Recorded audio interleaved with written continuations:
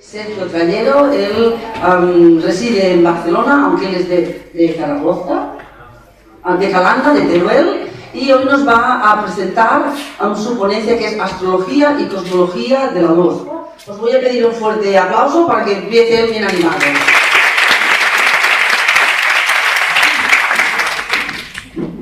El título de mi ponencia es Astrología y Cosmología de la Luz. Es una ponencia más filosófica, pero bueno, creía que era importante tratar este tema. Algunas reflexiones sobre la luz, porque no hay que olvidar que estamos tratando con la ciencia de la luz, la astrología, ¿no? Entonces, el objetivo de la ponencia es, ante todo, renaturalizar la astrología a través de la luz, lo cual está muy acorde a los tiempos que vivimos de Urano y Tauro, de estos años. Entonces, volver a observar empíricamente la luz, cómo funciona la luz en el cosmos y qué nos dice la naturaleza, ¿no? Para empezar, voy a seguir un poco las diapositivas. Voy a hacer una introducción filosófica y histórica sobre cómo han concebido la luz de diferentes tradiciones, para luego centrarme más en algunas correspondencias astrológicas.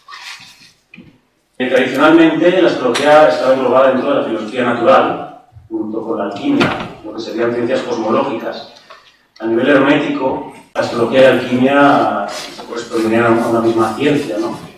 Tratarían de la luz ambas, ¿no? La astrología trataría de la luz astral, de la luz del mundo supralunar, y la alquimia de la luz coagulada, lo que comúnmente llamamos oro. Es decir, la ciencia de la luz, cómo funciona la luz en el mundo sublunar, ¿no? Entonces vemos estas ciencias cosmológicas, tanto astrología como alquimia, su objeto de estudio, y su sujeto también, por cierto, es la luz. Bueno, brevemente mencionar la distinción entre cosmología y metafísica. Estas ciencias son cosmológicas, estudian la manifestación, las luces de la creación, pero no hay que olvidar que hay una esfera metafísica, trascendente, que apunta a la divinidad, al principio, de lo que muchas tradiciones han llamado las luces increadas, ¿no? Que ahora iremos viendo. Entonces, ¿qué es luz? ¿Qué es luz? Es una pregunta un poco bastante difícil de definir. La luz es el principio manifestador. No se manifiesta nada sin la luz. Es una vibración, una única vibración que todo lo empapa. Se ha identificado en las filosofías más herméticas al logos solar. El logos solar era el atributo de la luz, ¿no? Y muchas veces se ha identificado a la vida, la consciencia y el amor. A nivel simbólico, la luz, podríamos asignarla a estos tres principios, ¿no? Vida, conciencia y amor, ¿no? Toda la filosofía antigua se ha distinguido mucho, lo que ya acabo de mencionar. Hay un orden sobrenatural, que es el de la Lumen Dei, la luz de Dios, de la divinidad, y un orden natural, que es el del Lumen Naturae. La astrología y la alquimia tratan del Lumen Naturae. Como he dicho, voy a hacer un repaso muy breve por diferentes tradiciones, como hemos considerado la luz a nivel cosmológico y metafísico. Bueno, comenzamos por la India, las tradiciones más primordiales seguramente. Como es conocido en el Rig Veda, constantemente se hace referencia a Surya, la divinidad solar. Todo proviene de Surya, de esta luz solar. Pero en la India se habla mucho del huevo del mundo, el huevo cósmico, Brahmanda, en cuyo centro hay un embrión de oro, Hiranyagarbha. Es un corazón luminoso que está en el núcleo de este huevo del mundo, ¿no? Esto es las cosmologías hindús, ¿no? Esta luminosidad de este huevo del mundo impregna todo ser. Toda criatura está compuesta de esta luminosidad. En el ser humano lo vemos en los nadis, en las corrientes energéticas del cuerpo sutil. Y bueno, me he cortado aquí una parte. También se identifica en la India luz con conciencia, sobre todo en las doctrinas más metafísicas del sivaísmo de Cachemira. La luz, prakasha, se identifica a la autoconciencia y marcha, son los términos sánscritos. Pues luz y conciencia en todas las metafísicas es sinónimo, ¿no? Bien. En Egipto, pasamos a Egipto, ¿no? En Egipto tenemos los cultos originarios de Horus, la divinidad celeste, tal vez sean de los cultos más antiguos. En todas las tradiciones hay una divinidad celeste asociada a la luz del cielo, ¿no? Pero sobre todo en Egipto, pues bueno, es conocido pues, el simbolismo de la barca solar, ¿no? La muerte y renacimiento del recorrido del sol cada día, ¿no? El ciclo de la vida y muerte, ¿no?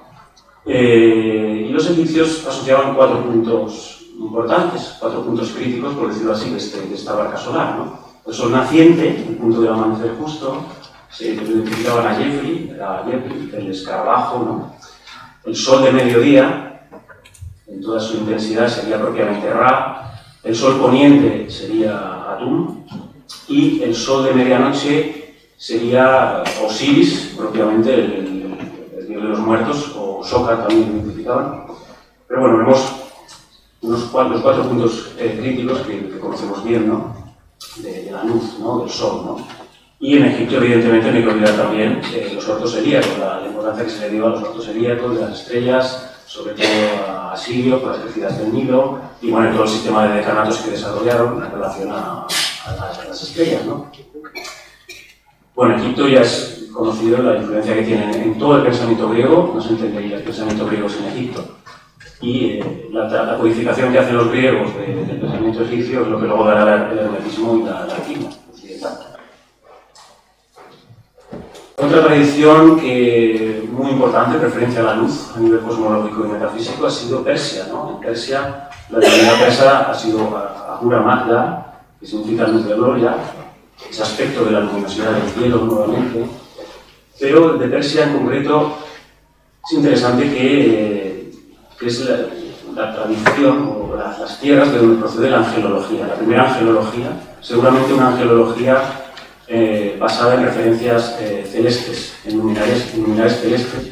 Esa angelología que luego también influye en el judaísmo y en la cábala, ¿no? Ahura Mazda era representado como en un trono de oro y estaba rodeado por 7 arcángeles y multitud de ángeles, ¿no? Quién sabe si en los orígenes estos 7 arcángeles eran los 7 luminarias planetarias y la multitud de ángeles. Pues la cuestión es que la angelología celeste viene de Persia, en el Zoroastrismo. Esas primeras personificaciones que se hacen de las luminarias celestes, ¿no? En forma de ángeles, ¿no? En Persia mismo, más adelante, se desarrolla también una elevada metafísica de la luz, cuando confluye el sufismo islámico, el platonismo, el hermetismo y el zoroastrismo, lo que comúnmente se conoce como Ikama al-Ishraq, la gnosis de Oriente, ¿no? Se habla de una tierra celestial paradisíaca de luz, la esfera de las esferas, el octavo clima, llamada Turcalia, los sufís persas, pero sobre todo en referencia a la luz metafísica, a esa luz que hay más allá del sol, la luna y las estrellas, ¿no? Esa luz que incluso en ocasiones le llamaron luz negra, en referencia a la inseguridad divina, al sí mismo divino, a lo inmanifestado, ¿no? Si pasamos ya a tradiciones más cercanas, el judeocristianismo, bueno, en el mito del Génesis bíblico, pues bien es conocido el Fiat Lux, ¿no? La base de la luz. Nuevamente, esta luz metafísica que precede a la luz de los cielos y los luminares, ¿no? Porque en el Génesis, antes de crearse los cielos, se crea la luz, ¿no? Y claro, ¿qué luz es esa? No es la luz natural, es la luz de la divinidad. En la Cábala también hace desarrollos más esotéricos de todo esto, su doctrina de la contracción divina, el infinito se contracta en un punto de luz, en ese punto de luz, por su resplandor, se generan todos los mundos, la doctrina del Yin de la Cábala, que desarrolló mucho Isaac Luria, por ejemplo.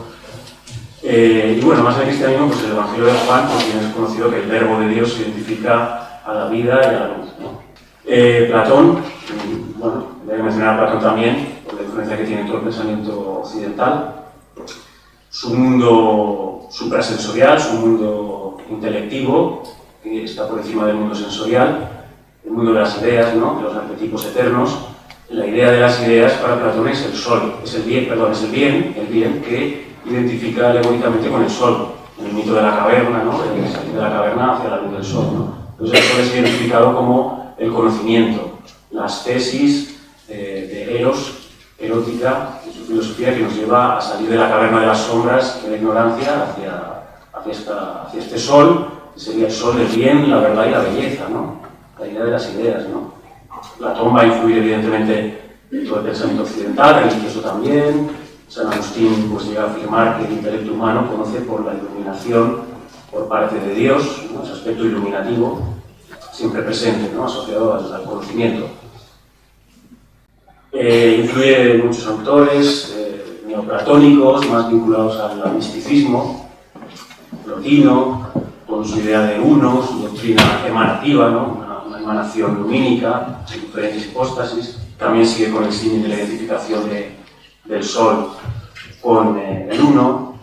Siendo Dioniso Areopagita, se centra más en el aspecto de la luz divina, que llama la tiniebla mística, ¿no? La luz sobrenatural, esa luz negra que llamaban los sufís, ¿no? Deus escondidos. Al-Kindi, ¿no? Aquí ya nos acercamos más a la astrología, ¿no? Seguimos en el platonismo, seguimos la influencia de Platón. Y bueno, el gran filósofo musulmán Al-Kindi y su doctrina de los rayos estelares, supongo que todos conocemos más o menos así. Este mundo es un reflejo del mundo sideral, del mundo de las estrellas, ¿no? Según él, cada ser realiza en todo momento y en todas direcciones su propia emanación de rayos, a imagen de las estrellas. Y eso sí, de acuerdo a leyes geométricas. Es decir, cada ser, cada criatura es una estrella. Es una estrella que está irradiando en todas direcciones unos rayos, y además con un orden geométrico, ¿no? En su filosofía no solo queda en esto, sino que también afirma que el sabio puede intervenir con su voluntad en dichos rayos, ¿no? O sea, el sabio, el famoso árabe medieval, ¿no? El sabio domina a los astros, ¿no? Y esta es la filosofía de Al-Kindi, claramente pues, con una gran influencia en toda la astrología medieval árabe, sobre todo en la parte de la talismánica, ¿no? Que conocemos, ¿no? Cómo manejar estos rayos celestes, ¿no? Estas operaciones que realiza el sabio, ¿no? En el ámbito cristiano, al mismo tiempo, pues, está la figura de Grosseteste, que no es muy conocida, pero que tiene una gran influencia en la estética, sobre todo, en la teoría del arte. Él también sigue con estos aspectos de una metafísica de la luz bastante elevada y elaborada. Habla de tres tipos de luz: la luz propiamente dicha de Dios, el radium, los rayos de esa luz, y el lumen, que sería más el aire lleno de luz, llama él, la luz de la naturaleza, ¿no? Esta luz primordial se expande a partir de un único punto adimensional, aquí podemos ver reminiscencias incluso cabalísticas, y se materializa según diferentes grados de resistencia en un proceso de rarefacción y condensación, en un orden matemático. Esta luz del firmamento, digamos, como que se va coagulando y dará lugar a las 9 esferas, hasta el mundo sublunar. Es un proceso de condensación, ¿no? En la filosofía de Grosseteste no hay angelología, mientras la filosofía árabe estaba llegando a desarrollos muy amplios de la angelología por la influencia persa. En la filosofía cristiana no se desarrolló tanto una angelología vinculada a lo astrológico, ¿no? A lo teológico tal vez sí. Bueno, también evidentemente siguiendo con la estela de neoplatónicos, pues Marsilio Ficino también, evidentemente, sigue con la idea platónica de identificar el sol a la belleza, la belleza universal, la idea de las ideas. Es el símbolo divino en el ámbito sensible, lumen solis, ¿no? Este esplendor divino se refleja en 3 espejos: el del ángel, el del alma y el del cuerpo, ¿no? Reflejo cuya reverberación es más potente cuanto más próxima está de Dios, ¿no? Según Marsilio Ficino desarrolla mucho la doctrina del furor divino, ¿no? Hay también el aspecto del eros platónico, para Marsilio Ficino es un furor divino que nos inspira, nos llena de entusiasmo, nos arrebata hacia la luz, ¿no? Bueno, llegamos a Paracelso y su medicina hermética, el padre de la espajilla moderna, de la alquimia más moderna, ¿no? Desde el Renacimiento. Para la medicina hermética, pues bueno, el ser humano es un microcosmos que refleja al macrocosmos, y de ahí se desarrolla toda la doctrina de las asignaturas, ¿no? Y que se aplican a diferentes remedios. Paracelso insistía constantemente en la luz natural, constantemente, si leemos a Paracelso hablar constantemente de la luz natural. Y el objetivo del alquimista es extraer esta lumen naturae de plantas, de minerales, de metales, a través de los complejos métodos y operaciones porque esa es la panacea universal, ese es el oro filosofal que el elixir de la inmortalidad, ¿no? El oro de los filósofos, es conseguir extraer de un modo u otro la lumen naturae, bueno, que al mismo tiempo es un reflejo de la luz de Cristo, ¿no? O sea, Paracelso sigue la distinción esta de que hay una luz de la naturaleza, pero hay una luz de Cristo. Es decir, estos autores tenían muy claro que había un aspecto de la providencia, de la gracia divina, los propios alquimistas. O sea, hay una parte de esfuerzo en la obra interna también, pero hay un elemento de la providencia, de la gracia divina, ¿no? Y siempre respetaban esto, ¿no? Como todos los autores modernos, filósofos modernos, esto ya se olvida, ¿no? Pero hacían esta distinción, ¿no?, entre los dos aspectos luminosos, ¿no? La alquimia, como he dicho, trata del aurum, la luz coagulada, que es el que llamamos oro. Es la luz material caída, enterrada en el mundo sublunare, gestada en las entrañas de la madre tierra, ¿no? Para los alquimistas, la madre tierra, el mundo subterráneo, se están gestando los metales por la influencia de los rayos celestes, de los luminares celestes, ¿no? Entonces, la tierra es fecundada por estos rayos celestes y en su seno pues gesta todos los metales nobles, que para los alquimistas son oro imperfecto. Los 7 metales son aproximaciones al oro. No se ha gestado lo suficiente ese metal, pero la finalidad de todo metal es ser oro. Es decir, hay una vocación. Todos los seres hay una vocación hacia el oro, hacia la luminosidad, ¿no?, por el influjo de los rayos celestes, ¿no? Es interesante también mencionar que para muchos filósofos antiguos la luz era producida por los ojos. O sea, la luz no era algo que percibíamos pasivamente de un mundo externo, sino que eran los ojos los activos que producían la luz, ¿no? Hay una asociación de los ojos a los luminares, ¿no? Muchos remedios espagíricos asociados al oro, a la plata, para tratar problemas visuales, por ejemplo, ¿no? En relación a esto, es interesante también mencionar la teoría de Goethe, de los colores, ¿no? Él, frente a las teorías de Newton sobre la luz, Goethe desarrolla otro tipo de teorías totalmente cualitativas, centradas en el sujeto. Las teorías de Newton son totalmente descriptivas, de laboratorio y cuantitativas, ¿no? Entonces, para Goethe, la percepción de observación natural de los objetos y cómo se manifiesta la luz era la base, ¿no? Y habló sobre todo de esto, de la subjetividad participante, que es el sujeto también, ¿no? El que cómo percibe la luz. Y la innovación de Goethe en su teoría de la luz y de los colores es que no solo habla de un espectro de la luz, como hizo Newton, sino que también habla de un espectro de la oscuridad. La oscuridad también tiene colores, también tiene diferentes tonos, ¿no?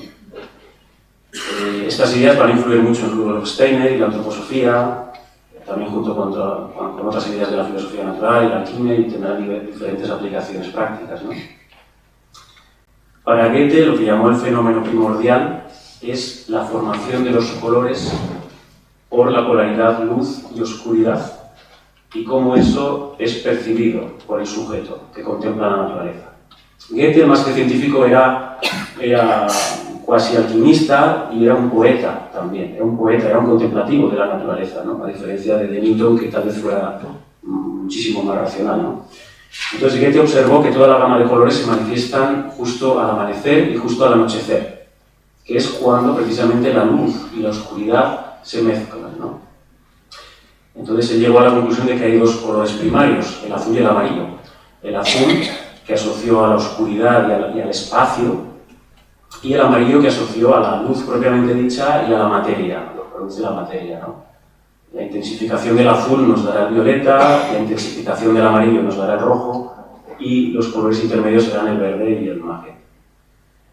Bueno, no me extiendo en más, aquí simplemente lo menciono, quien quiera. Es muy conocida la teoría de los colores en un librito de Goethe. Entonces, las cosmologías tradicionales, como sabemos, la más occidental, hermética o antigua de aquí, pues se basa en las esferas, ¿no? Unas esferas dentro de otras esferas, ¿no? Hay 7 fuerzas universales. Estas 7 fuerzas universales son los planetas, o los metales también, sería una escala cromática también, ¿no?, de estos 7 planetas. Pero bueno, sobre todo la importancia de los antiguos, que no solo veían, a diferencia del hombre moderno, no solo veían una piedra por ahí dando vueltas en una esfera, sino que veían también que había un ánima, había un espíritu, un genio, un ángel, un profeta que vivificaba ese cuerpo celeste, ¿no? De ahí que cobre sentido la teurgia y las operaciones con la magia, ¿no? Porque no se invocaba a la piedra, a ese planeta, se invocaba al profeta, al daimon, al genio, ¿no? Entonces era un cosmos vivo, ¿no? Era un anima mundi, ¿no? Había una jerarquía, este orden jerárquico de las esferas, como sabemos, básicamente son los 7 planetas, visibles a simple vista. La octava esfera sería la esfera de las estrellas fijas, y bueno, luego, según autores o épocas, se añadía una esfera u otra, ¿no? En el cristianismo se añadió el empíreo, también autores también hablaban del primum mobile, incorporándolo desde la filosofía aristotélica. O sea, se podía hablar de una novena esfera, de una décima, pero bueno, básicamente eran las 7 esferas de los planetas y la octava de las esferas fijas, ¿no? No hay que olvidar tampoco que en las doctrinas más esotéricas antiguas había toda una astronomía esotérica, había todo un simbolismo también. Esto se ve mucho en el esoterismo islámico, ¿no? Había una doctrina que, no directamente astrológica, pero bueno, pero no podemos desligar tampoco, ¿no? Una astronomía esotérica, ¿no? Hay un simbolismo muy preciso de todas estas esferas, ¿no? Según los profetas que se asociaban a cada una de ellas, ¿no? Por ejemplo, desde las doctrinas más del sufismo persa, la octava esfera de las estrellas fijas, la importancia del polo. La Osa Mayor eran las 7 estrellas de la Osa Mayor eran vistas como 7 orificios por los que se traslucía el trono divino. Es decir, había en la octava esfera, tenía 7 orificios, y la luz que nos llega de la Osa Mayor era una aproximación hacia el trono divino, hacia esa luz metafísica, ¿no? Y en la estrella polar era el axis mundi, todo el cosmos rotaba hacia la estrella polar, ¿no? Creo que es importante recordar esto, recuperar un poco la dimensión vertical también de la astrología, porque usamos una astrología, bueno, pues sí, eclíptica, tal, horizontal, pero también había una astronomía esotérica que le daba mucha importancia al polo, ¿no? De hecho, se asociaba a este axis mundi, a la estrella polar, se asociaba a la montaña sagrada, la montaña Kaf, el monte Meru, en el sufismo al Gauss, que era un polo espiritual, en el chiismo al imán oculto, a este polo, y una novena esfera era propiamente dicha la de la tiniebla mística, esta luz negra que estoy mencionando todo el rato, esta luz de luces, este Deus Esconditus, ¿no? Es decir, había toda una serie de cielos esotéricos. Esos cielos esotéricos no solo eran algo externo, sino que eran los cielos del alma, del cielo interior, ¿no? Que solo eran perceptibles desde el ojo del corazón, ¿no? Que era la luz de la gnosis, que observa en el cielo del corazón los mismos cielos que hay en el trasfondo, ¿no? Bueno, esto lo desarrolla mucho el esoterismo islámico. Bien, entonces, he hecho este breve repaso más histórico. Ahora quería plantear el tema de renaturalizar la astrología, ¿no? Observar la luz, cómo funciona la luz en el cosmos y qué observamos, ¿no? De una aprehensión directa, ¿no? ¿Qué orden lumínico percibimos en el cosmos, ¿no? Siguiendo la división aristotélica del mundo supralunar y el mundo sublunar, en el mundo supralunar del éter, básicamente las luces que vemos son las estrellas fijas, las estrellas fugaces, el Sol, la Luna y los planetas, ¿no? Los ovnis no los meto aquí, esto daría para otra ponencia, de momento no los incluimos. O sea, las luces que observamos son estas, ¿no?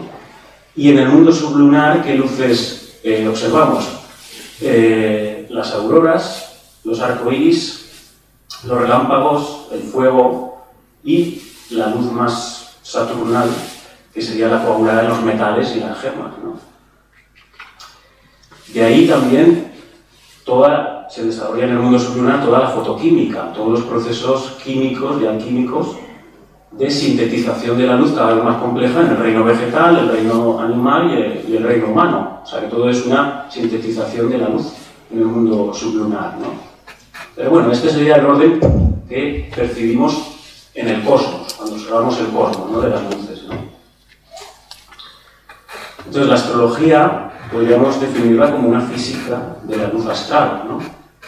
Bueno, ya sabemos que en la India la astrología se le llama Jyotish, que significa ciencia de la luz, y es una de las Vedanga, de las ciencias auxiliares védicas más importantes, ¿no? Entonces, en la astrología tenemos un despliegue estructural de campos de radiación lumínica astral, ¿no? Básicamente tendríamos una banda zodiacal que podríamos definir como el espectro cromático del campo rotacional solar. Estoy hablando más de tropical, de la banda zodiacal tropical. La banda de las casas sería un espectro cromático del campo rotacional terrestre, ¿no? O sea, son campos rotacionales los que producen los espectros cromáticos, ¿no? Y, bueno, decir también que todas las discrepancias que hay entre casas, entre diferentes divisiones abstractas, entre signos, casas y tal, realmente yo los veo como que son constructos e intelectualizaciones de una época, de un autor, para medir el movimiento de la luz. Es decir, la única realidad natural que hay en el cosmos es fenómenos cíclicos de luz. Entonces, para medir esos movimientos de luz, podemos dividirlo en 12, en 28, en diferentes sistemas de casas solares, lunares, sideral, tropical. Son intentos de hacer una regla para medir desde el intelecto humano, ¿eh? O sea, estas reglas hay discrepancia precisamente porque son del intelecto humano, pero lo que es natural en el cosmos es movimientos cíclicos de la luz, ¿no? Entonces, desde la física actual es interesante observar que se habla de la heliosfera y el viento solar. Es decir, estamos dentro de una burbuja magnética de luz. Esto lo dice la ciencia actual, ¿no? Y en el interior se encuentran todos los planetas. De hecho, esta burbuja magnética de luz llega un poco más allá de Plutón, ¿no? ¿Os acordáis al principio que he mencionado en la India el huevo cósmico? Ese huevo cósmico, el Brahmanda, en el hinduismo, que describía el universo como un huevo cósmico que en el núcleo tiene un embrión de oro, ¿no? Pues aquí tenemos esta forma, ¿no? Estamos en esa burbuja de luz, ¿no? Y es curioso también constatar que, según la ciencia, nuestro Sol, que rota sobre sí, como he dicho antes, se estima que tiene una rotación sobre sí cada 27-28 días terrestres, que también es curioso, ¿no? Bueno. El espectro vibratorio electromagnético, bueno, no me voy a extender en esto. La luz visible, es la que produce la química de la vida. Luego hay una luz ultravioleta, los rayos gamma, rayos de radiación más corta y energética, y la luz infrarroja, ¿no? Bueno, simplemente mencionar que, como es sabido, como todos conocemos, la física actual, el 95% del universo lo considera que es invisible, lo desconoce, ¿no? Se habla de una materia y de una energía oscura, y bueno, no se puede observar eso, ¿no? Se intenta hacer una aproximación midiendo otras cosas, ¿no? Pero no. Entonces, la luz es el gran misterio incomprensible para la ciencia, ¿eh? No solo por esto, sino también pues, las paradojas clásicas entre el comportamiento de la luz corpuscular, ondulatorio, pues bueno, ya lo sabemos, ¿no? Es un gran misterio la luz, ¿no? Lo que percibimos son las huellas cromáticas, pero la luz en sí, esa luz metafísica, no la podemos captar, ¿no? Entonces, quería mencionar también, evidentemente, en este contexto, a Demetrio Santos, claro, aunque sea brevemente, ¿no? Por bueno, la fundamentación que hace de la astrología en términos biofísicos, y siguiendo la línea, bajo mi punto de vista, siguiendo la línea más de Al-Kindi, ¿no? Del estudio de la radiación cósmica, ¿no? De los rayos y la ondulatoria, pues la importancia que le da también a la luz, ¿no? Sintetizando brevemente, podríamos decir que, según Demetrio Santos, somos formas esculpidas por nuestra estrella Sol en base a material galáctico, de acuerdo a un orden cíclico, eso sí, ¿no? Y dice, según los antiguos, la principal acción de los astros se debe a la gama luminosa de la radiación. Su variación rítmica en intensidad, cromatismo y fotoperiodos produce la transformación de las estructuras moleculares, orgánicas y biológicas, ¿no? Es decir, todos los factores que usa la astrología son expresiones de este cromatismo luminoso y de estos fotoperiodos de intensidad, ordenados cíclicamente, ¿no? De hecho, Demetrio se refería muchas veces a que el espectro de las regencias antiguas planetarias tolemaicas, ¿no? Los colores ambientales van desde el violeta en enero hasta el amarillo verdoso en verano y hasta el rojo en otoño. Lo podemos observar esto en la naturaleza, ¿no? Lo cual podemos poner en relación a las regencias tradicionales, ¿no? La radiación y los fotoperiodos, de los que habla Demetrio, en astrología la radiación esta nos llega desde la banda eclíptica, ¿no? Por la que se mueven los planetas. Demetrio, bueno, hablaba constantemente de esto, los ciclos cortos tienen que ver con, inciden más en los planos materiales, y los periodos y los ciclos largos en los planos más sutiles y espirituales, ¿no? Bueno, habló de la radiación gamma, esta radiación de fondo que hay, que estudia la ciencia actual también, que se debe a reacciones nucleares de gran potencia, ¿no? La que emiten la muerte de estrellas o agujeros negros. Esa radiación gamma nos llega a través de la eclíptica y los planetas lejanos son vistos como ventanas que filtran esta radiación hacia el sistema solar, ¿no? Y cada esfera, o sea, esto no es más que una reformulación de las esferas, ¿no? Antiguas, ¿no? Hay unos fotoperiodos de cada, según Demetrio, pues el fotoperiodo de Plutón tendría una incidencia más en los sistemas moleculares, inorgánicos y atómicos, los fotoperiodos de Neptuno con las moléculas orgánicas, los fotoperiodos de Urano con el nivel más genético, los fotoperiodos de Saturno con el nivel microbiótico, los de Júpiter tal vez tendrían que ver más con la síntesis de aminoácidos. Bueno, así hasta llegar al fotoperiodo de la Luna, que tendría que ver más con los procesos biológicos de los líquidos, y los fotoperiodos de la Tierra, ¿no? Del propio sistema de casas y de las casas fotoeclípticas también, ¿no? Entonces vemos que hay yo lo veo como que cada fotoperiodo de los que habla Demetrio es como un horno alquímico que en ese fotoperiodo va alquimizando la luz, produciendo un eslabón de la química de la vida, ¿no? Entonces aquí yo lo que veo es un proceso alquímico de sintetización de la luz según cada fotoperiodo, hasta llegar a la vida orgánica, ¿no? Bien, entonces la fenomenología de la luz que estamos tratando aquí en esta ponencia, el método fenomenológico en filosofía consiste en observar directamente algo sin prejuicios, sin doctrinas preestablecidas, sin nada, o sea, dejar todo lo que conocemos entre paréntesis y observar qué observamos, ¿no? De forma natural. Eso es una fenomenología, ¿no? Entonces, es importante observar cómo aparece y se desarrolla la luz en la conciencia del hombre, ¿no? Contemplar el circuito de la luz en el cosmos y en la conciencia. Es decir, si observamos cómo funciona la luz en el cosmos, observamos también cómo funciona nuestra conciencia. El movimiento de la luz es igual al movimiento de la energía. En la naturaleza, la energía sigue a la luz, ¿no? Entonces, el reino vegetal, el reino animal, ¿no? Todo se mueve de acuerdo a la luz. Vemos dos movimientos básicos. Un movimiento hacia afuera y hacia arriba, hacia el cielo, que es luz creciendo. Nos vamos hacia el cielo, que es el que se da por el día, en la luna creciente o en las estaciones de primavera y verano, y el movimiento hacia adentro y hacia abajo, hacia el calor del núcleo terrestre, ¿no? Que es lo que se da en la noche, en la luna menguante y en otoño y en invierno, ¿no? Básicamente, estos son los movimientos de la luz y de la energía, hacia afuera y hacia arriba y hacia abajo y hacia adentro, ¿no? Toda la naturaleza sigue esto. Y hay 4 órdenes cíclicos envolventes, evidentemente. Uno primario, físico, el día y la noche, uno segundo, biológico-emocional, de las lunaciones, uno tercero más mental, que sería el solar del año, y un cuarto más espiritual, que sería el estelar galáctico, ¿no?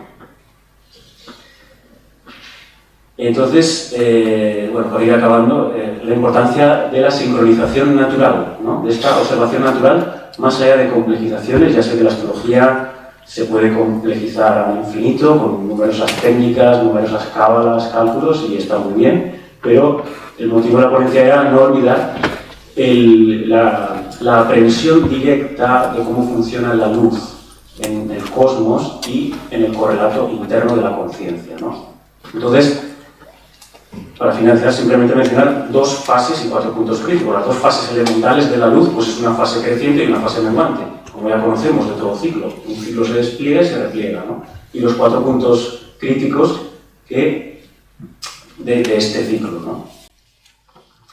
Entonces, en este cuadro podemos ver algunas correlaciones de estas dos fases de la luz, la fase creciente y la fase menguante. La fase creciente de la luz, a nivel alquímico, sería una fase yang, una fase masculina, una fase coagulante, manifestadora, y la fase menguante de la luz sería una fase yin, una fase disolvente, femenina, en términos alquímicos, ¿no? En cuanto al sistema nervioso, podríamos ponerlo en la analogía con el sistema simpático, que es un sistema más solar, sería la fase creciente de la luz, y la fase menguante de la luz, el sistema parasimpático, que es más lunar. A nivel metabólico, la fase creciente tendría que ver con los procesos más del anabolismo, como es la sintetización de moléculas complejas a partir de simples, y en la fase menguante con el catabolismo, que es al revés, es la descomposición de moléculas complejas en simples. A nivel de alimentación, como ya se sabe mucho en relación a las fases lunares, pues la fase creciente tiene que ver con la nutrición y el crecimiento, y las fases menguantes con la desintoxicación, con el soltar, ¿no? Entonces, bueno, pues vemos estos 4 puntos críticos que podemos subdividir este comportamiento de la luz en los órdenes físico, emocional y mental. El primer punto crítico es el de la oscuridad, de la no forma, que es el momento de la gestación. Esto a nivel físico se produce cada medianoche, en el sueño profundo, cuando descansamos. A nivel emocional se produce cada luna nueva, ¿no? Esta gestación. Y a nivel mental se produce en el solsticio de invierno, cuando hay menos luz en el año, ¿no? El siguiente punto crítico pues, es el de la manifestación, el del brotar, el del despertar. En el orden físico, pues claro, es el amanecer. En el orden emocional es el cuarto creciente, y en el orden mental, pues sería el equinoccio de primavera, comienzo de la primavera. Todo esto es muy elemental, no estoy diciendo nada que ya sepamos, pero bueno, es simplemente recordar, observar, ¿no?, cómo funciona la luz, ¿no? El máximo esplendor de la luz, del fruto, la autoconciencia, pues en el orden físico es el mediodía, y en el orden emocional la luna llena, la máxima conciencia, a nivel físico, a nivel emocional y a nivel mental, en el solsticio de verano, ¿no? Y por último, pues la fase de repliegue, que la luz ya empieza a menguar más, la fase del ocaso, de la asimilación, de la reabsorción, que en el orden físico es el atardecer, en el orden emocional es el cuarto menguante y en el orden mental el equinoccio de otoño, ¿no? Vale, entonces ya acabo con esto. Lo pongo en contraposición a lo que tenemos hoy en día, que es esta tecnolatría moderna del artefacto, ¿no? Esta idolatría del artefacto, ¿no?, y de las pantallas, ¿no? Que para mí esta tecnocracia moderna es como la alquimia material y no espiritual, y desviada, invertida, ¿no? Y en concreto la electricidad. La electricidad es la captación y manipulación antinatural de la luz, ¿no? O sea, es como una alquimia al revés. Entonces, esta manipulación antinatural de la luz, que es la electricidad, es la que nos ha producido la desconexión de los ciclos naturales y, por ende, la enfermedad, en los 4 órdenes, como hemos visto. La enfermedad a nivel físico, a nivel emocional, a nivel mental y a nivel espiritual, por supuesto, ¿no?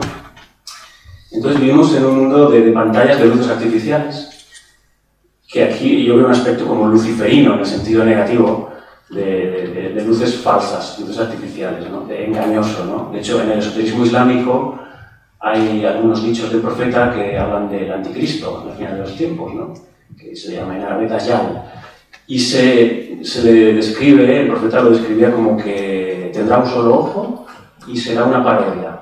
Entonces yo ahí siempre he visto que un solo ojo es una pantalla que no hace más que producir sociedad del espectáculo, parodias. Pues yo lo veo lo más anticrístico que hay, serían esas pantallas de luces artificiales. anticrístico, o si nos gusta esa palabra, antinatural, mejor dicho, ¿no? Entonces, bueno, esta es la gran enajenación en la que estamos y, bueno, la importancia de observar también no solo luces artificiales manufacturadas, sino cómo funciona la luz dentro y fuera, ¿no? Entonces, pues acabo con esto, ¿no? Recordando el principio hermético Vix Medicatrix Naturae, o sea, solo sana la fuerza de la naturaleza, ¿no? O sea, dejemos lo complejo, lo artificial y observemos la naturaleza, más en estos tiempos de Urano en Tauro, es un buen momento. Nos alimentamos de luz, comemos luz, sintetizada por la cadena de la vida, la vocación es el oro, es la luz. Y bueno, el médico o filósofo hermético comprende este mismo operar de la luz fuera, en el cosmos, pero para reconocerlo dentro de sí, ¿no? Entonces, bueno, pues con esto ya he acabado. Vale, gracias.